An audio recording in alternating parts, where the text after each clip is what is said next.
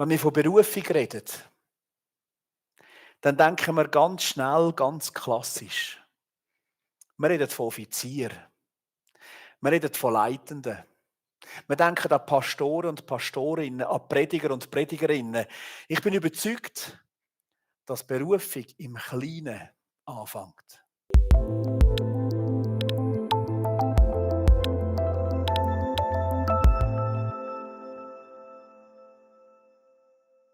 So, guten Morgen nochmal von meiner Seite. Ich freue mich sehr, da mit euch heute Morgen unterwegs zu sein. Meine obligate erste Frage: Ist jemand dankbar, wenn ich auf Schriftsprache zu sprechen versuche? Gut, Zürichdeutsch verstehen ihr auch alle? Gut, ja, es wird schwierig. Das ist meine Predigtsprache, Zürichdeutsch. Ich habe mal gehört, dass wir im Himmel Zürichdeutsch werden. Ja, gut, wir lernen das jetzt. Ich will jetzt nicht gerade schwierig machen. Gut. Ich möchte gerne euch am Anfang zu dieser Predigt einen kleinen Clip zeigen. Stört euch nicht, der Clip ist auf Englisch. Das spielt eigentlich keine Rolle. Weil ihr werdet sehen, ihr werdet es verstehen, auch wenn ihr kein Englisch versteht. Also von dem her schauen wir den Clip ganz am Anfang. Jetzt tut er mir. Ich muss das natürlich einstellen. Gut. Probier es nochmal. Jetzt tut es, glaube ich, dann irgendwann nächstes. Where's Tommy? I thought he was with you. No. Jack. Tommy? Go get him.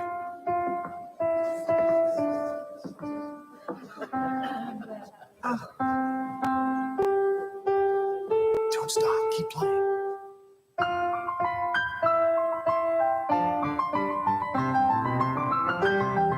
Here we go. Here's the fun part. Did you do this?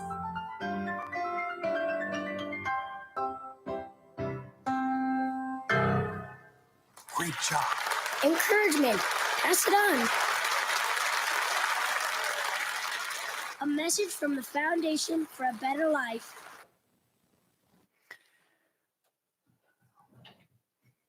Ich hoffe, ich tue es ein bisschen besser. Es kommt damit nicht, wenn ich klicke. Voilà, oder mit Verzögerung. Wir schauen mal. Gut. Gott liebt es, Menschen zu beteiligen. Das ist ein Video, wo ich letztens darüber gestolpert bin. Wir haben dann noch ein zweites Video gesehen in der Folge der Predigt. Und das Video hat für mich so eine Botschaft, die transportiert wird. Nämlich die Tatsache, dass der Gott, aus dem Grund wir uns heute versammeln, der Schöpfer vom Universum, der große Gott, Himmel und Erde geschaffen hat, der ist sich nicht schade, uns Menschen, seine Geschöpfe, uns fehlerhaften Menschen, an seinem Werk zu beteiligen. Und der Clip passt so gut, weil zum Beispiel das Wirken vom Heiligen Geist für mich so ein bisschen überkommt. Ohne den Heiligen Geist bringen wir es mit dem, was wir können. Und vor allem mit dem, was wir nicht können, vielleicht im besten Fall zu einem Geklimpere in der Anwesenheit von unserem heiligen Gott, vom allmächtigen Gott. Aber wenn der Heilige Geist bei uns ist, mit uns befähigen tut und wir uns auf ihn berufen, dann werden aus diesen begrenzten Fähigkeiten, durch das, was er dazu bringt, dann wird eine ganz wunderbare Melodie daraus. Und es ist meine Überzeugung, wenn das Ganze dann sogar eingefügt ist in ein Orchester von einer ganzen Gemeinde, dann kann es zu einer Symphonie werden. Eine Symphonie, die klingt durch das ganze Tal, durch das ganze Frutigtal durch, von Frutig bis Adelboden und vielleicht sogar noch ein bisschen weiter Richtung Ost und West. Und heute bin ich da mit euch, ein bisschen über Berufung nachzudenken. Logisch, bringt es mit sich, wenn man den Job, die Aufgabe vom territorialen Kandidatensekretär hat. Ich will mit euch über Berufung nachdenken und ich glaube, dass Berufung ganz viel mit sich einfügen zu tun hat. Oder auch, dass etwas zusammenkommt, was zusammengehört. Berufung heisst für mich, da kommt etwas zusammen, was zusammengehört. Und in meinem heutigen Predigtext redet Paulus über die christliche Gemeinde. Am Leib von Christus, am Leib Christi. Er redet von dem Leib, das zusammengefügt worden ist und wo berufen ist. Zu was? Zur Einheit. Berufen zur Einheit. Ich finde es spannend, wenn du da sitzt und aus dem Nichts raus von Gott überrascht wirst. Ich bin da gesessen und dann kommst du mit diesen Grüßen von dem 96-jährigen Herr, wo euch so von weitem her die Botschaft da schickt, haben einander gern. Es geht um Einheit. Heute Morgen geht es um Einheit und das passt zusammen. Und so möchten wir gerne miteinander lesen. Vielleicht habt ihr eure eigene Bibel dabei, dann mache ich euch Mut. Leset in dem euch vertrauten Wort Gottes. Aber ihr dürft selbstverständlich auch da mitlesen. Du musst wahrscheinlich klicken, meine tut nicht richtig. Gut. Epheser 4, wir fangen mal an mit Epheser 4, Verse 1 bis 6. Denkt daran und lebt so, dass Gott dadurch geehrt wird. Er hat euch dazu berufen, seine Kinder zu sein. Keiner soll sich über den anderen erheben. Seid vielmehr allen gegenüber freundlich und geduldig und geht nachsichtig und liebevoll miteinander um. Setzt alles daran, dass die Einheit, wie sie der Geist Gottes euch geschenkt hat, bestehen bleibt. Sein Friede ist das Band, das euch zusammenhält. Gott hat uns in seine Gemeinde uns zur Einheit berufen. Und mit Einheit meine ich dies. Wir sind ein Leib. Und es ist ein Geist, der in uns wirkt. Und uns erfüllt eine Hoffnung. Wir haben einen Herrn, einen Glauben und eine Taufe. Und wir haben einen Gott. Er ist unser Vater, der über allen steht, der durch alle wirkt und in allem lebt. Gott ruft uns zuallererst in seine Gemeinde. Und darum sind wir ein Leib. Wir sind zusammengefügt. Es ist ein Geist, der unter uns und in uns inne wirkt. Und der Paulus fordert uns auf, er ermutigt uns in allem inne, zu Christus hinzuwachsen. Uns auf Jesus auszurichten, am Haupt der Gemeinde. Jesus Christus ist derjenige, der uns als Leib zusammenfügt. Die christliche Gemeinde repräsentiert Jesus. Die christliche Gemeinde ist der Körper von Jesus Christus auf dieser Erde. Und für viele ist das wahrscheinlich gar keine neue Nachricht. Für viele ist es vielleicht so, dass sie da sitzen und denken, haben wir alles schon gehört, wissen wir. Und vielleicht ist es vielleicht darum, dass man manchmal so ganz schnell über das hinwegdenkt. Über die wichtige Wahrheit. Wir sind Körper von Jesus Christus auf dieser Erde. Aber was bedeutet das überhaupt? Was bringt das mit sich, dass wir der Körper von Jesus Christus auf dieser Erde sind? Der Paulus sagt in dem Epheserbrief, hey, ihr seid sein Leib. Ihr seid sein Körper. Teresa von Avila, das ist eine spanische Ordensfrau, die hat im 16. Jahrhundert, also schon vor einem Zeitchen, hat sie das probiert, die Tatsache zu beschreiben.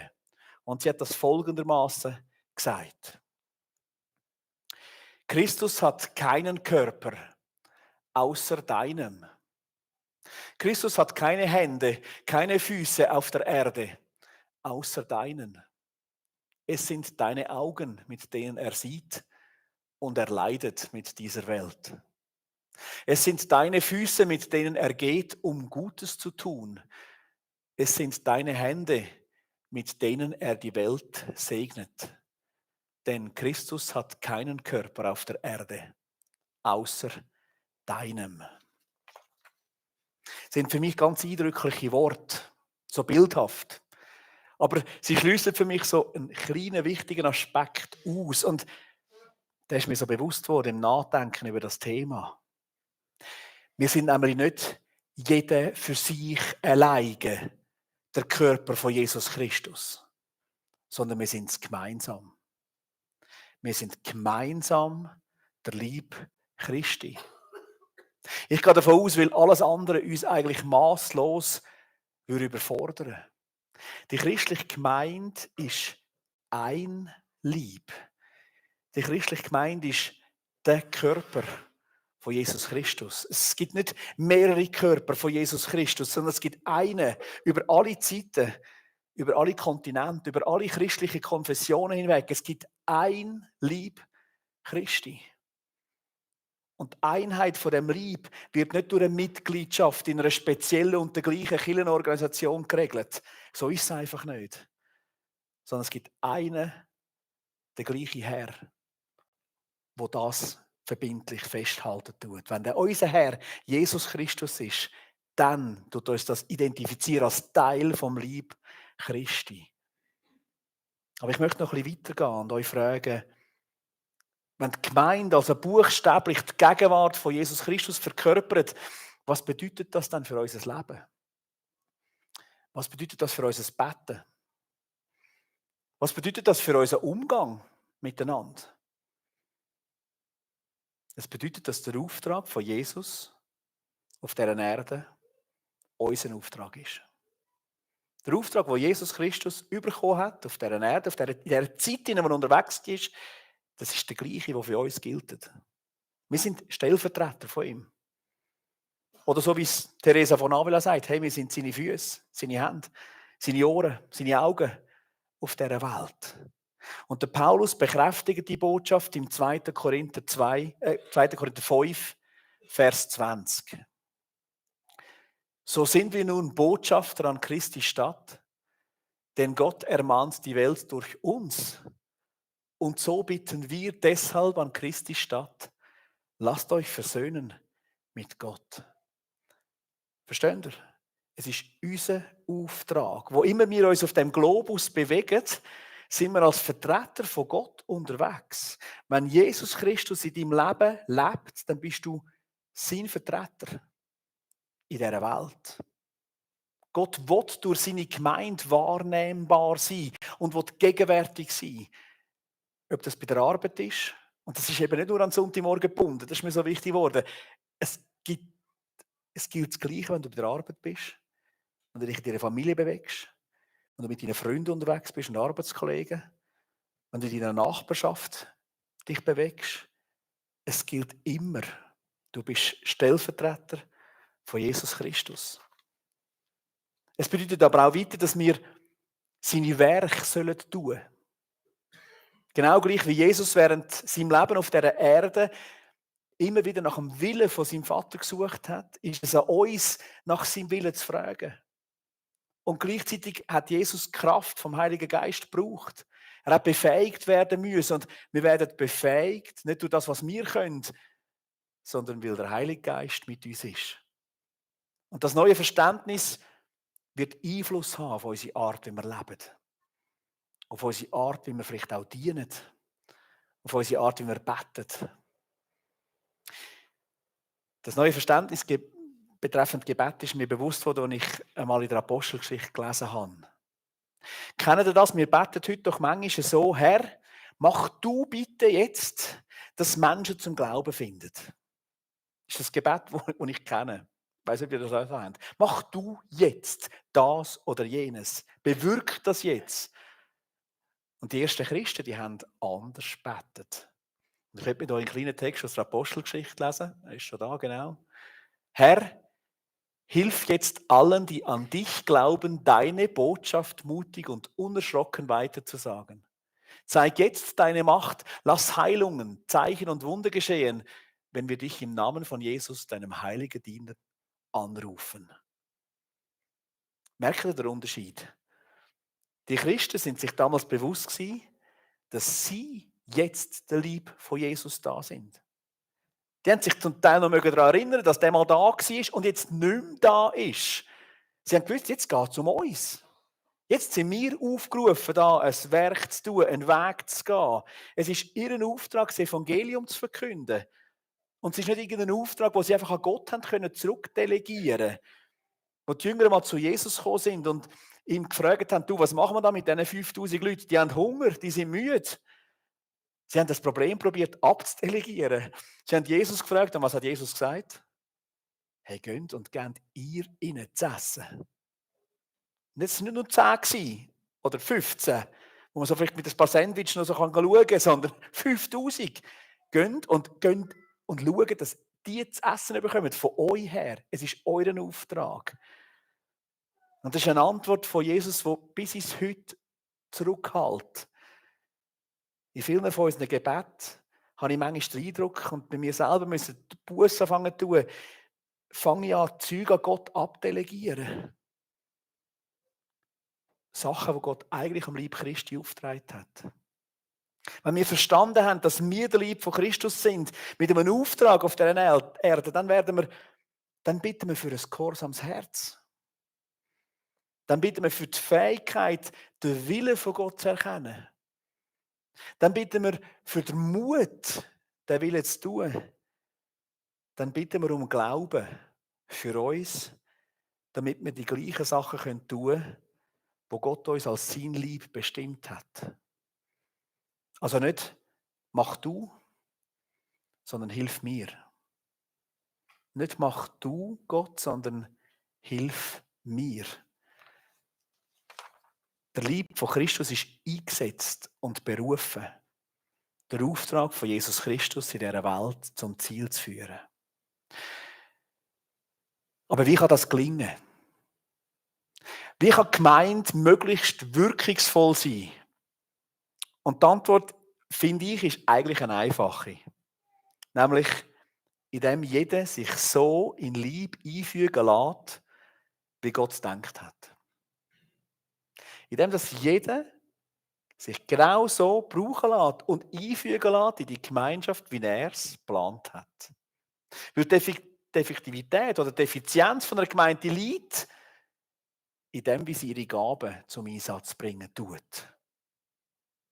Ich will kurz weiterlesen, Epheser 4, die Verse 7 und der Vers 16. Jedem Einzelnen von uns aber hat Christus besondere Gaben geschenkt, so wie er sie in seiner Gnade jedem zugedacht hat. Durch ihn, durch Jesus Christus, ist der Leib fest zusammengefügt, denn er verbindet die Körperteile durch die verschiedenen Gelenke miteinander. Und jeder einzelne Teil leistet seinen Beitrag, denn so wächst der Leib und wird aufgebaut durch die Liebe. Wenn man die Texte in der Elberfelder Bibel lesen tut, dann wird der Vers 16 so beschrieben. Er verbindet die Körperteile durch die Gelenke des Dienstes. Und das finde ich so ein eindrückliches Bild. Es zeigt uns, wie man ganz praktisch die Einheit im Leib fördern können, nämlich indem wir uns gegenseitig anfangen zu dienen. Jeder so mit diesen Gaben und Fähigkeiten, die wir bekommen haben. Wir haben den Auftrag, einander zu dienen. Aber das Bild zeigt noch viel mehr. Es stellt uns die Tatsache vor Augen, dass die Beweglichkeit und die Handlungsfähigkeit von einer Gemeinde davon abhängt, ob jedes einzelne Glied im Leib seine Funktion wahrnimmt. Und zwar in Verbindung mit den anderen. Und wenn das gegenseitige Dienen, der Martin Luther hat dem Priestertum von allen Gläubigen gesagt, wenn das gegenseitige Dienen nicht funktioniert, dann wird die Kirche zu einem unbeweglichen Koloss, zu einer Statue, zu einem Denkmal, ja, vielleicht schön anzuschauen, aber ohne Leben und ohne Wirkung in dieser Welt. Die Kirche wird zu einer Statue ohne Leben. Und die Effektivität und die Wirksamkeit von einer Gemeinde hängt ganz damit zusammen, dass jedes Glied vom Leib Christi seinen Platz findet. Genau exakt seinen Platz findet. Ich komme zum dritten Punkt. So wächst der Leib und wird aufgebaut durch die Liebe, steht im Epheser 4, Vers 16. Das Wachstum von einer Gemeinde hängt davon ab, inwiefern die einzelnen Glieder in dieser Berufung lernen zu wachsen. Und wie stark sie sich dazu entscheiden, die Liebe zueinander auszuleben. Um das Wachstum zu fördern, braucht die Gemeinde Leitende. Menschen, die bereit sind, die Gemeinde und ihre Mitglieder zuzurüsten, auszurüsten, bereit zu machen. Und der Paulus schreibt dazu in unserem Predigtext: Und so hat Christus dann auch seine Gemeinde beschenkt. Er hat ihr die Apostel gegeben, die Propheten und Verkündiger der rettenden Botschaft, genauso wie die Hirten und Lehrer, welche die Gemeinde leiten und im Glauben unterweisen. Sie alle sollen die Christen für ihren Dienst ausrüsten, damit die Gemeinde, der Leib von Christus, aufgebaut und vollendet wird. Wenn ich das so lese und darüber nachdenke, dann habe ich den Eindruck, das ist schon so ein bisschen eine revolutionäre Botschaft. Also Leitende, Pastoren und Pastorinnen, Offiziere, auch angestellte Mitarbeitende von der Gemeinde sind nicht in erster Linie dazu gedacht, die Arbeit von der Gemeinde selber zu machen, sondern sie sind dazu berufen, die Gemeindemitglieder für ihren Dienst auszurüsten, sie ihren Dienst ihnen zu unterstützen. Und dabei ist bei weitem nicht nur der Dienst eben der Gemeinde selber gedacht, sondern es geht immer darum, was ist außerhalb von dem spürbar. Es ist schön, was wir am Sonntagmorgen miteinander haben. Das ist wirklich schön. Manchmal sogar vielleicht ein Stück Himmel auf Erde. Aber es ist wichtig, dass das gespürt wird außerhalb von diesen Mauern. Es ist wichtig, dass die Welt etwas von dem, was wir erleben, mitbekommt. Ich bin über eine fiktive Geschichte gestolpert, eine fiktive Geschichte. Und ich werde euch ganz kurz erzählen. Und zwar ist es eine Geschichte, die davon handelt, wie der Jesus, nachdem er dann eben zurück von der Erde wieder in den Himmel zurückgekommen ist, sich getroffen hat mit seinen Engeln. Die Engel haben sich um den Jesus besammelt, wieder zurück im Himmel. Und er hat ihnen erzählt, was auf der Erde alles in dieser Zeit passiert ist. Er hat ihnen erzählt, wie er unter den Menschen gelebt hat, wie er sie gelehrt hat, wie er ihnen versucht hat, auch seine Liebe zu zeigen immer wieder. Er hat vom Kreuz erzählt, von dem Ort, wo er für die Sünden der Menschheit gestorben ist. Und er hat von dem erzählt, wie sein himmlischer Vater ihn nach 3 Tagen wieder auferweckt hat, damit er das Reich, das kommt, von Gott, hat können weiter verkündigen. Und wo Jesus seinen Bericht aufgehört hat, habe der Erzengel Michael scheint gefragt, ja, und was passiert denn jetzt? Jesus hat gesagt, ja, jetzt habe ich eine zuverlässige Gruppe von Männern und Frauen zurückgelassen auf dieser Erde und die werden jetzt die Botschaft auf dieser Erde verbreiten und weitertragen. Und der Erzengel Michael hat plötzlich gesagt, ja, aber Jesus, was ist denn, wenn die scheitern? Was hast du geplant für den Fall, dass es mit diesen Menschen nicht funktioniert? Und Jesus hat einfach gesagt, einen anderen Plan gibt es nicht. Einen anderen Plan gibt es nicht. Einen anderen Plan gibt es nicht. Als Nachfolger von Jesus, als Gemeinde, als Teil vom weltweiten Leib Christi sind wir all berufen. Es gibt nicht nur so ein paar, die rausgezogen werden, also ein paar Spezialisten, die alles können und super gut unterwegs sind. Wir sind all berufen. Jede und jeder Einzelne, der da ist. Wir sind berufen, Instrument zu sein von Gott.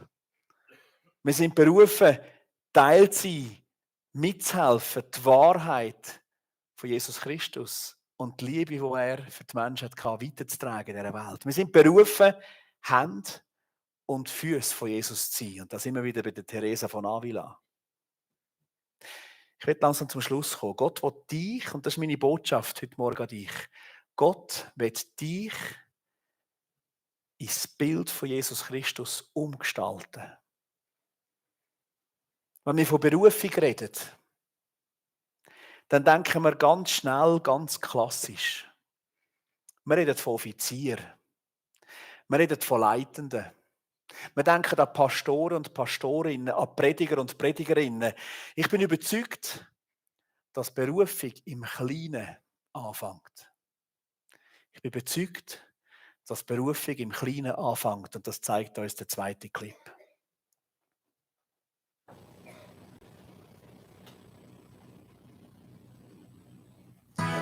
Every day is so wonderful, and suddenly it's hard to breathe.